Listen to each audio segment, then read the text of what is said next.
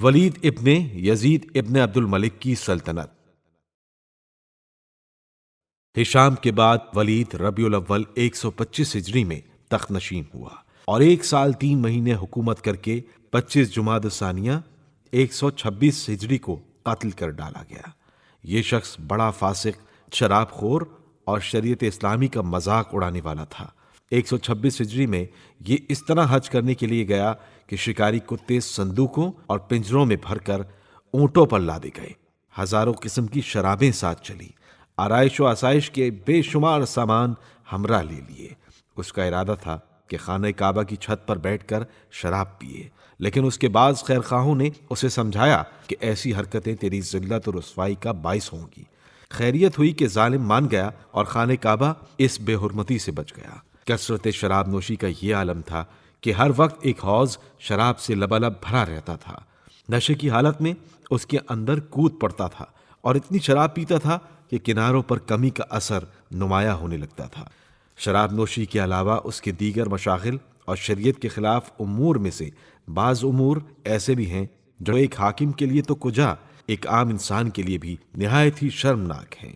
جیسا کہ تاریخ میں ملتا ہے کہ ولید اپنی سوتیلی ماؤں کو اپنی بیویاں بنا لیتا تھا، اپنے حقیقی بھائی سے اغلام کرتا تھا۔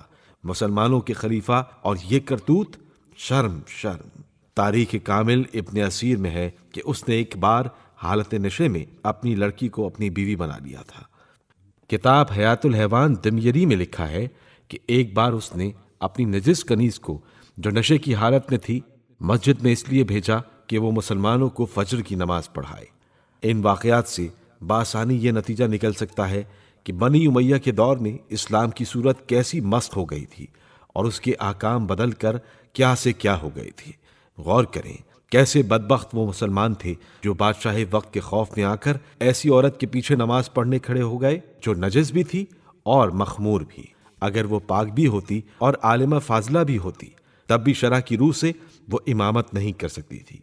تاریخ کامل اور تاریخ ابو الفدا میں لکھا ہے کہ ایک بار ولید نے قرآن کھولا تو اس آیت پر نظر پڑی، وخاب کل جبار عنید۔ ہر ظالم اناد پیشہ ناکام رہا۔ ولید نے اس کو دیکھتے ہی قرآن کو زمین پر دے پٹکا، پھر اٹھا کر دیوار پر لٹکایا اور اتنے تیر مارے کہ وہ چھلنی ہو گیا اور یہ کہتا جاتا تھا، تحدثنی بکل جبار عنید فہا انا ذاک جبار عنید اذا ما جئت ربک یوم حشر فقل یا رب مزقنی الولید۔ تو ہر ایک جبار و عنید کو ڈراتا ہے، لے میں ہوں جبار و عنید۔ جب روز محشر اپنے پروردگار سے ملنا تو کہہ دینا، خدا بندہ مجھے ولید نے ٹکڑے ٹکڑے کر دیا تھا۔ مسلمانوں کے اس خلیفے کو یہ تو قرآن سے عقیدت تھی۔ اب حضرت رسول خدا صلی اللہ علیہ وآلہ وسلم کے متعلق بھی اس کے چند اشعار سنیں۔ تلعب بالخلافة ہاشمی بلا وحی اتاہ ولا کتاب فقل للہ یمنعنی طعامی وقل للہ یمنعنی شرابی۔ خلافت کے حصول کے لیے ایک ہاشمی نے کھیل کھیلا، نہ اس کے پاس کوئی وحی آئی اور نہ کوئی کتاب۔ اللہ سے کہہ دو کہ میرا کھانا پینا بند کر دے۔ ابھی زیادہ وقت نہ گزرا تھا کہ وہ اپنے دشمنوں کے ہاتھوں بدترین طریقے سے مارا گیا۔ انہوں نے اس کا سر کاٹ کر اسی کے محل کی چھت پر لٹکا دیا اور پھر وہاں سے ہٹا کر شہر کے دروازے پر لٹکا دیا۔